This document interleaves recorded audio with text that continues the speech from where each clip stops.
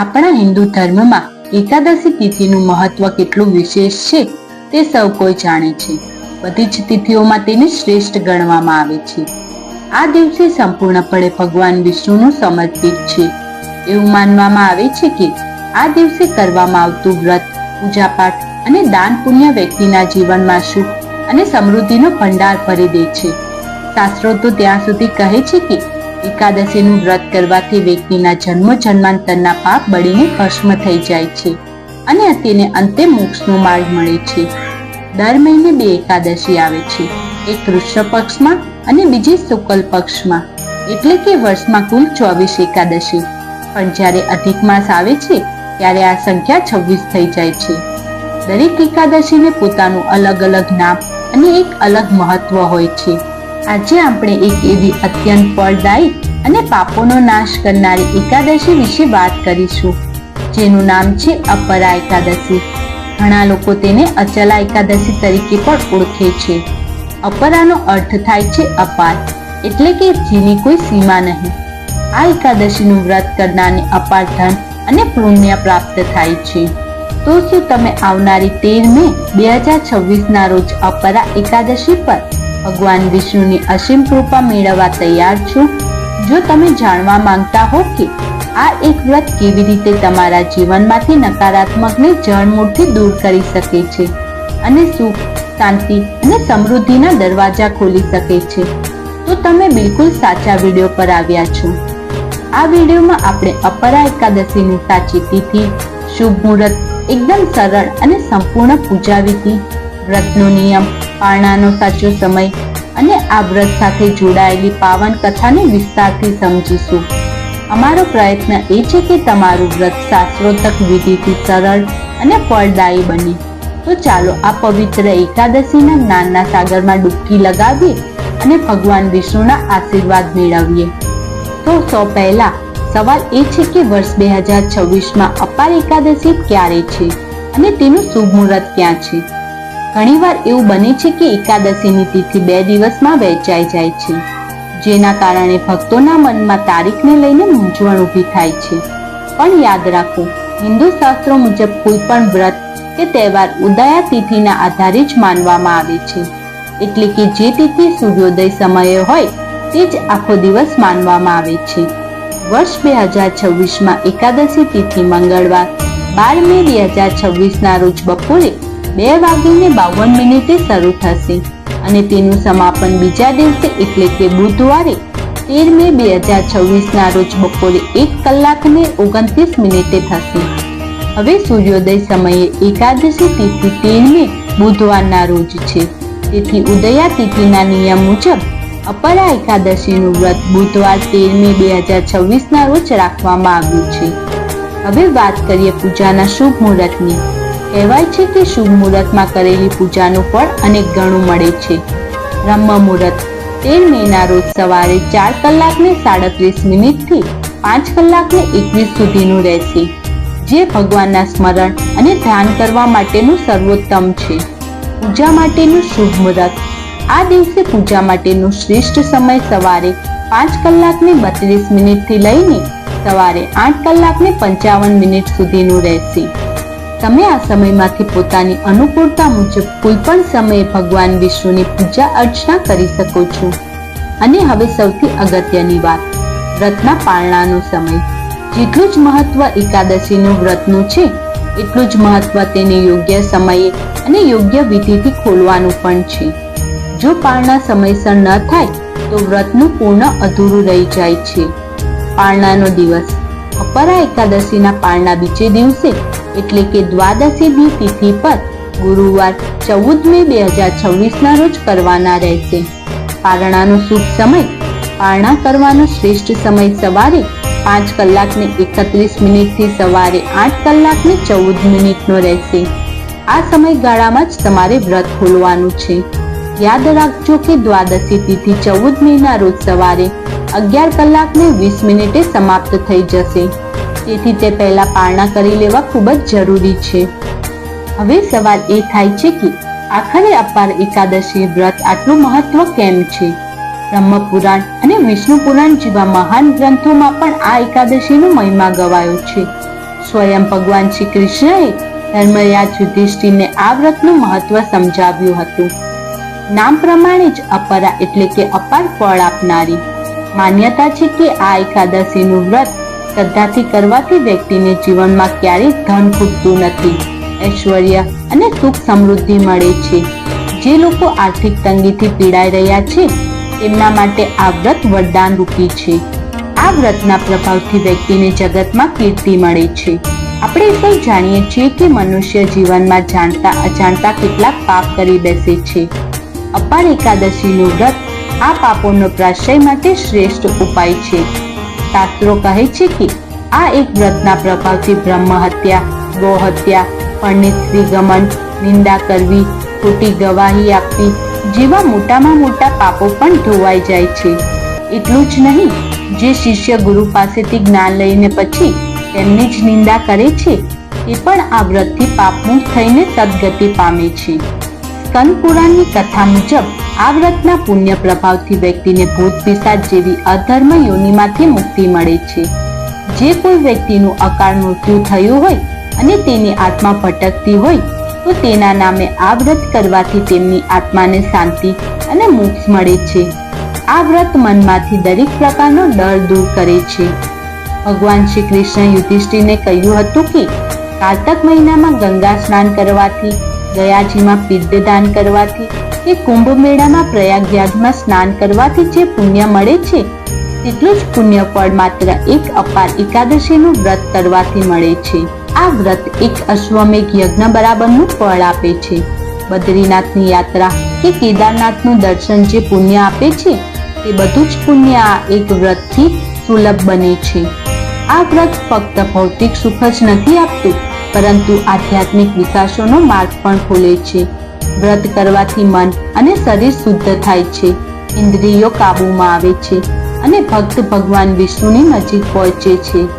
જે કોઈ પૂરી નિષ્ઠાથી આ વ્રતનું પાલન કરે છે તે જીવનમાં અંતે જન્મ મરણના ફેરામાંથી છૂટીને ભગવાન વિષ્ણુના પરમધામ વૈકુંઠમાં સ્થાન પામે છે. ટૂંકમાં કહીએ તો અપાર એકાદશી માત્ર ઉપવાસ નથી પણ પાપ મુક્તિ, પુણ્ય પ્રાપ્તિ, સુખ સમૃદ્ધિ અને મોક્ષ મેળવવાનો એક સુવર્ણ અવસર છે.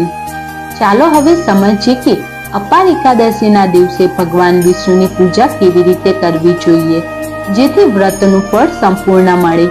આ પૂજા વિધિ ખૂબ જ સરળ છે અને તમે ઘરે પણ પૂરી શ્રદ્ધાથી કરી શકો છો. યાદ રાખજો, એકાદશી વ્રતની શરૂઆત એક દિવસ પહેલા એટલે કે દસમીએ જ થઈ જાય છે. દસમીના દિવસે સાંજે સૂર્યાસ્ત પહેલા સાત્વિક ભોજન કરી લેવું. બને તો રાત્રિ ભોજનમાં અન્ન ન લેવું જેથી એકાદશીના દિવસે પેટમાં અન્નનો કણ ના રહે.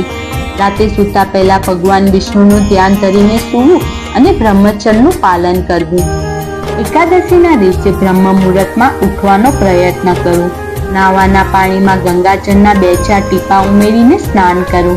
સ્નાન પછી સ્વચ્છ, ખાસ કરીને પીળા રંગના વસ્ત્રો પહેરો કારણ કે પીળો રંગ ભગવાન વિષ્ણુને ખૂબ જ પ્રિય છે. સૂર્યદેવને જળ ચડાવો. પછી ઘરના મંદિરમાં ભગવાન વિષ્ણુ અને માતા લક્ષ્મીની મૂર્તિ કે ફોટો સ્થાપિત કરો. હાથમાં થોડું જળ, ફૂલ અને અક્ષત લઈને વ્રતનો સંકલ્પ કરો. મનમાં પ્રાર્થના કરો, હે ભગવાન વિષ્ણુ, હું આજે મારા સર્વ પાપોનો નાશ, ઘરમાં સુખ, શાંતિ, સમૃદ્ધિ અને આપની કૃપા મેળવવા માટે અપાર એકાદશીનું વ્રત કરવાનો સંકલ્પ કરું છું. કૃપા કરીને મારું આ વ્રતમાં કોઈ પણ વિઘ્ન વિના પૂર્ણ કરાવજો. આમ કહીને હાથમાં રહેલું જળ ભગવાનના ચરણોમાં અર્પણ કરી દો. ચાલો હવે જાણીએ પૂજા વિધિ. સૌપ્રથમ ભગવાન વિષ્ણુને પંચામૃત અને પછી શુદ્ધ જળથી અભિષેક કરાવો. ભગવાનને પીળા વસ્ત્રો, જનોઈ અને ચંદનનું તિલક કરો. ભગવાનને પીળા ફૂલો, તુલસીદળ અને મોસમી ફળો અર્પણ કરો. એક વાત ખાસ યાદ રાખજો, એકાદશીના દિવસે તુલસીના પાન તોડવામાં નથી આવતા, એટલે કે તુલસીદળ એક દિવસ પહેલા જ તોડીને રાખી લો.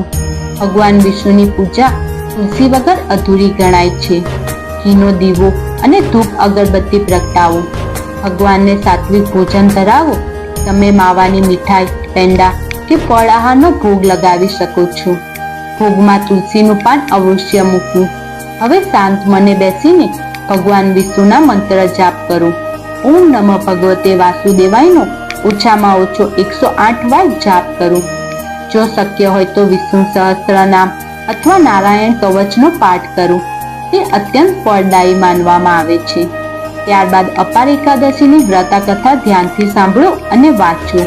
કથા સાંભળ્યા વિના વ્રતનું ફળ અધૂરું રહે છે. અંતમાં કપૂરથી ભગવાન વિષ્ણુ અને માતા લક્ષ્મીની આરતી ઉતારો અને પૂજામાં જાણતા અજાણતા થયેલી ભૂલચૂકની માફી માંગો.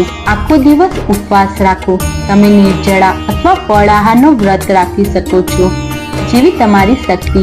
આ દિવસે અન્ન, કઠોળ કે ચોખા ખાવાની સખત મનાઈ છે. દિવસ દરમિયાન ઊંઘવાનું ટાળો. પોતાનો સમય ભગવાનના ભજન કીર્તનમાં વ્યતીત કરો.